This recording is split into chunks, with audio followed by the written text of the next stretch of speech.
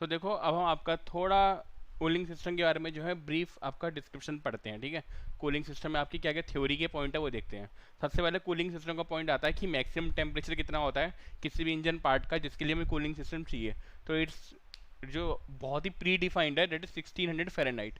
ये फैक्ट बिल्कुल सही है और बहुत जगह पूछा जाता है, ठीक है। तो आपका जो मैक्सिमम टेम्परेचर अगर पूछा है तो कितना है, तो 1600 फ़ारेनहाइट पूछ।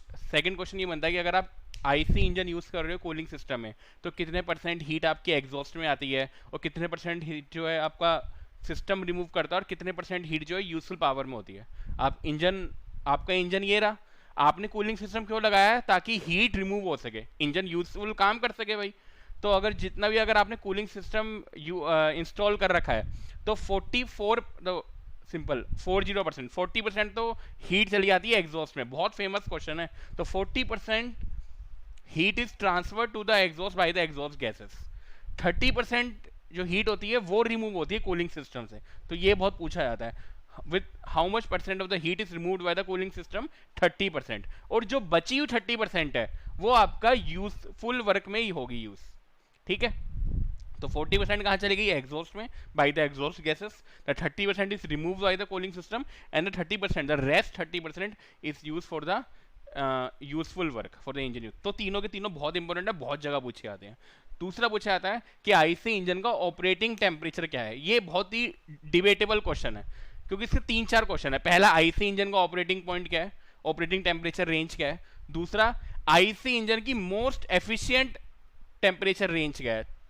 चौथा, पेट्रोल इंजन की ऑपरेटिंग टेम्परेचर रेंज क्या है और डीजल इंजन की ऑपरेटिंग टेम्परेचर रेंज। घूमते रह जाओगे इसमें, घूमते रह जाओगे, ठीक है। तो अगर आप आईसी इंजन को देखोगे तो बहुत सारी बुक्स में अलग अलग लिखा हुआ, तो आपको जो मानना है वो मान लेना। हम कोई गारंटी नहीं ले रहे थी कि क्या होगा आंसर, हमें खुद नहीं पता। तो जो आपका कुछ बुक्स में लिखा है 60 से इतना कि जो आईसी इंजन डिजाइन करे जाते हैं वो इस रेंज के लिए करे जाते हैं। तो आपको यही अप्रोक्स मान के चलना है, बाकी आप बुक से खुद पढ़ सकते हो। अगर मुझसे पूछा है कि आईसी इंजन की मोस्ट एफिशिएंट रेंज क्या है, तो 80 से 100 डिग्री सेंटीग्रेड।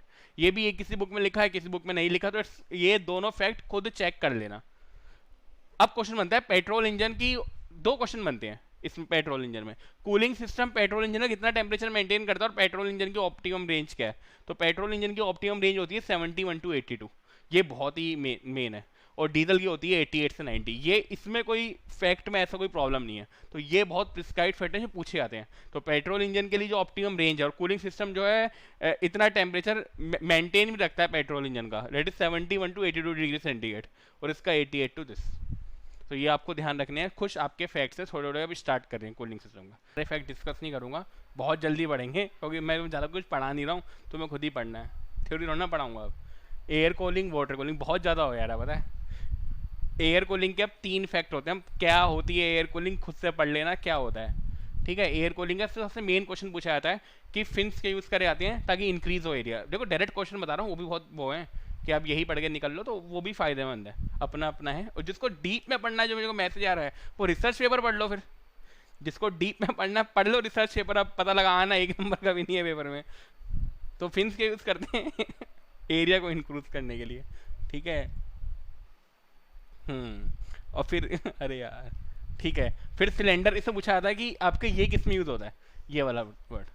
तो जब आपको सिलेंडर केसिंग में बंद कर देते हैं उसको कॉलिंग बोल देते हैं, तो आपका एयर इंजन में यूज़ होता है। तीसरा क्वेश्चन बनता है एयर इंजन कौन से टाइप के यूज़ होता है, सिंगल सिलेंडर। ये एडवांटेज और डिसएडवांटेज क्या होता है, ये अनइवन कूलिंग देता है, और इसमें सिंगल सिलेंडर होता है और हॉट ज़्यादा होता है कंपेयर टू दिस वाटर के। तो ये तीनों पॉइंट बहुत बनते हैं, मतलब ये तो मैंने बहुत जगह देखे हैं जो पूछे जाते हैं। दूसरा पूछा जाता है कि फिन्स किस में यूज़ होते हैं, एयर कूलिंग सिस्टम में। क्यों यूज़ होते हैं, इंक्रीज करने के लिए एरिया को। कॉलिंग किस में होती है, इसमें होती है। कॉलिंग क्या बोलते हैं, अगर सिलेंडर को शीट मेटल केसिंग में कन्वर्ट कर देंगे, मतलब बंद कर देंगे, तो उसे कॉलिंग बोलते हैं स्ट्रक्चर को। ये पढ़ते रहना आप। वाटर सिस्टम और एयर, जब आपको दिख गया एयर यूज हो रही है, वाटर यूज हो रही है, एक क्वेश्चन बनता है मेंटेनेंस किसको ज्यादा चाहिए होती है, एयर को या वाटर को। वाटर सिस्टम को ज्यादा मेंटेनेंस चाहिए होती है, तो ये लिख लेना।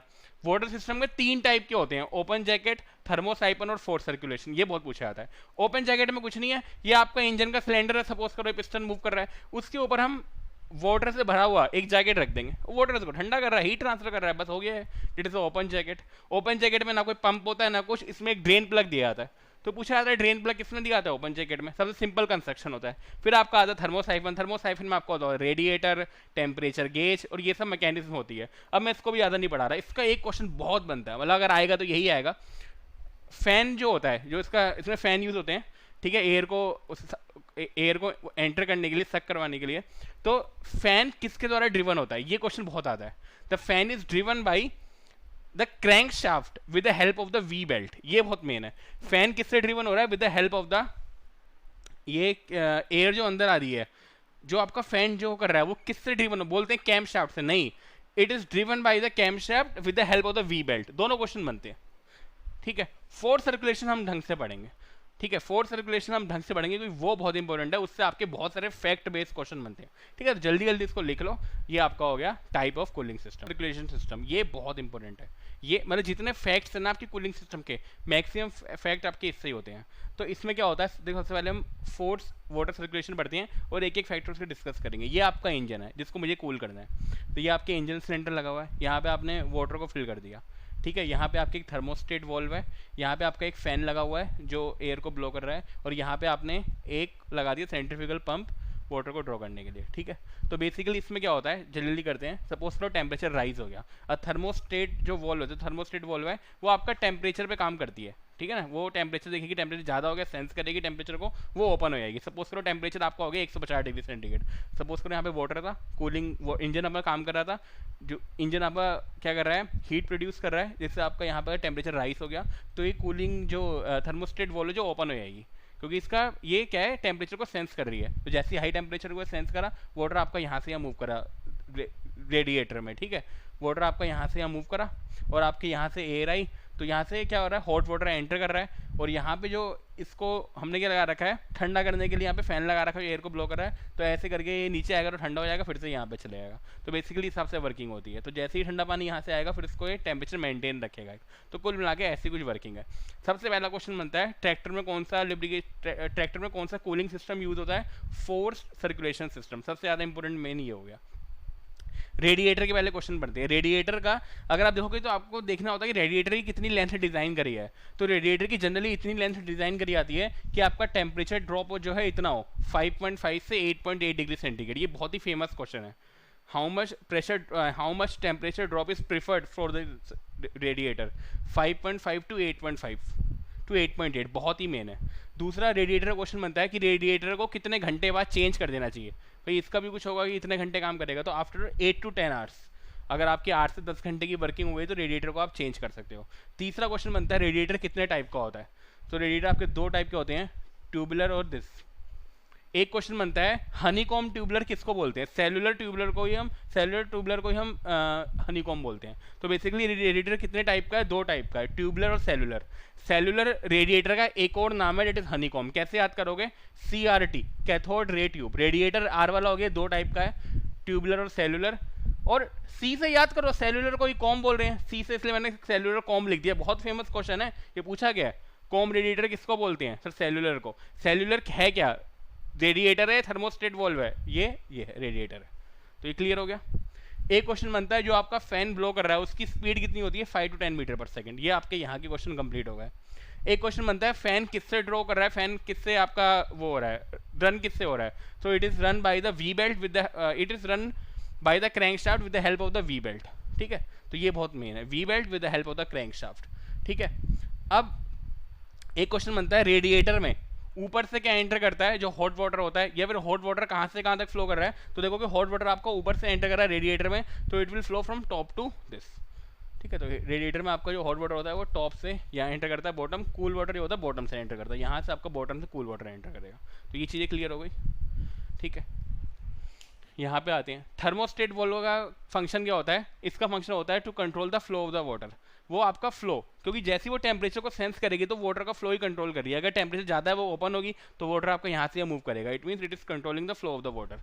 सबसे पहला क्वेश्चन बनता है बहुत ही जो सबसे फेमस क्वेश्चन है जो पूछा जाना चाहिए, थर्मोस्टेट वॉल्व कब खुलना स्टार्ट होती है। सपोज करो यहाँ पे टेम्परेचर 70 to 75 हो गया, तब ये ओपन होना स्टार्ट होगी।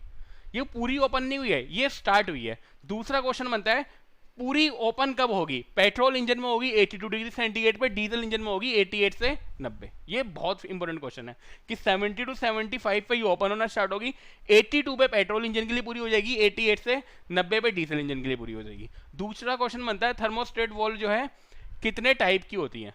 आपकी दो टाइप की होती हैं, बेलो टाइप आपकी और by metallic type.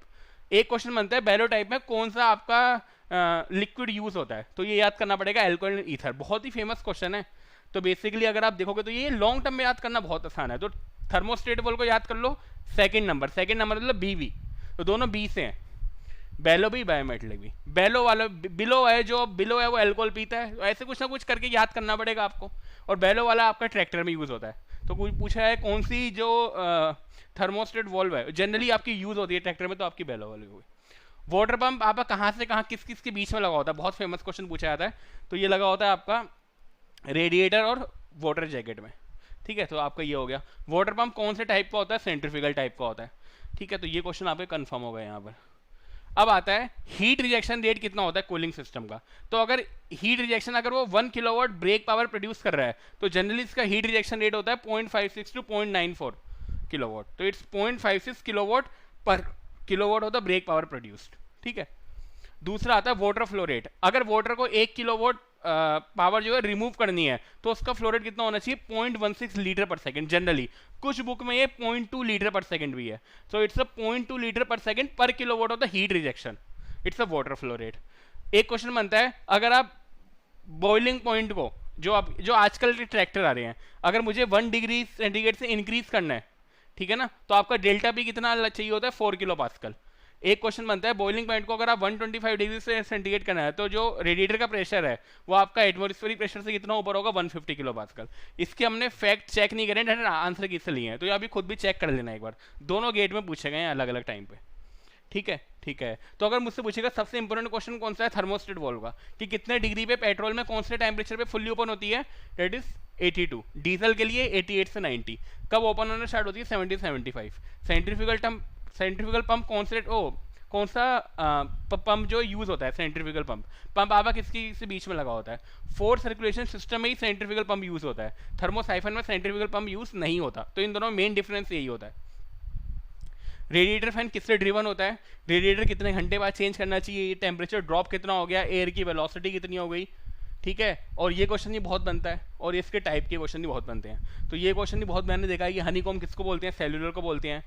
बाईमेटलिक bellow type में कौन सा फ्लूइड यूज होता है? अल्कोहल एंड ईथर यूज होता है। कौन सी थर्मोस्टेट वॉल्व जो है ट्रैक्टर में यूज होती है? मोस्टली दोनों यूज होती है। मोस्टली कौन सी होती है? बेलो टाइप होती है। और हाँ, ये दोनों क्वेश्चन ही बनते हैं हीट रिएक्शन। तो आप देख लो जितने फैक्ट आपको पढ़ने उतने कम हो जाएंगे।